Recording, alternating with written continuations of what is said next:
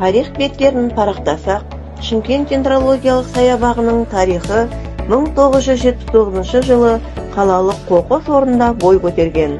Дендросаябақ қаланың ең әдемі көрікті жерлерінің бірі. 120 гектар алаңда 600-ден астам ағаш және бұта өсімдіктері өседі. Шымкенттегі дендросаябақта талдың 213 түрі ғана қалған. Оның 142-сі тал, 71 бұта. Қазақстанның қызыл кітабына енген ағаш бұталардың 7 түрі, ал сирек кездесетіндердің 61 түрі бар. Бұл жерде Қазақстанда алғаш рет қызғалдақ ағашы өсірілді. Сондай-ақ дендросаябақ ішіндегі ағаштар мен мүсіндердің атауларын жазып кеткен жазудан көз сүрінеді.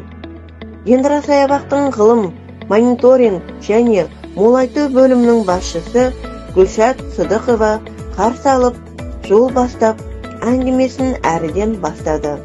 Дендросаябақ оңтүстік Қазақстан өңіріне отандық және дүниежүзілік дендрофлора түрлерін интродукциялау, оларды сақтау, кешенді түрде зерттеу және тиімді пайдалану жолдарын анықтау мақсатында құрылған.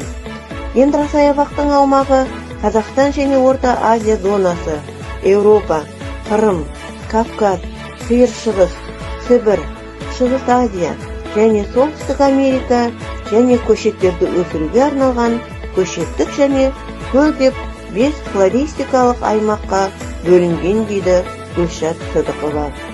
Бірақ 90-шы жылдары тоқырау кезінде саябақ күтімсіз қалып, жабайы тоғайға айналды.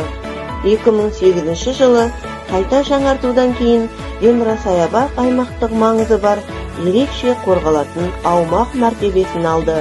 Оған Асанбай Асқаровтың есімі берілді. 2009 жылы сол кездегі облыс әкімі Асқар Мырзахметовтың қолдауымен Шымкент мемлекеттік дендрологиялық саябағы мемлекеттік коммуналдық қазыналық кәсіпорын болып қайта құрылды. Саябақтың аумағында Дінмұхамед Қонаев, Нұрсұлтан Назарбаев, Мұхтар Әуезов, Асанбай Асқаров, Сүлеймен Демирел және тағы басқа танымал адамдар отырғызған ерекше ағаш аллеясы орналасқан.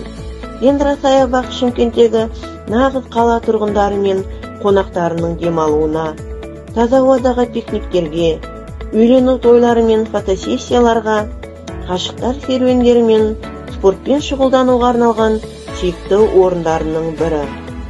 Жылдың жылы мезгілінде катамаранда немесе қайықта су серуенінен ләззат алуға немесе велосипедпен айнала серуендеуге болады. Тамаша демалыс орнын көздің қарашығындай сақтау, оларды бүлдірмеу әрбіріміздің азаматтық борышымыз екенін ұмытпасақ екен.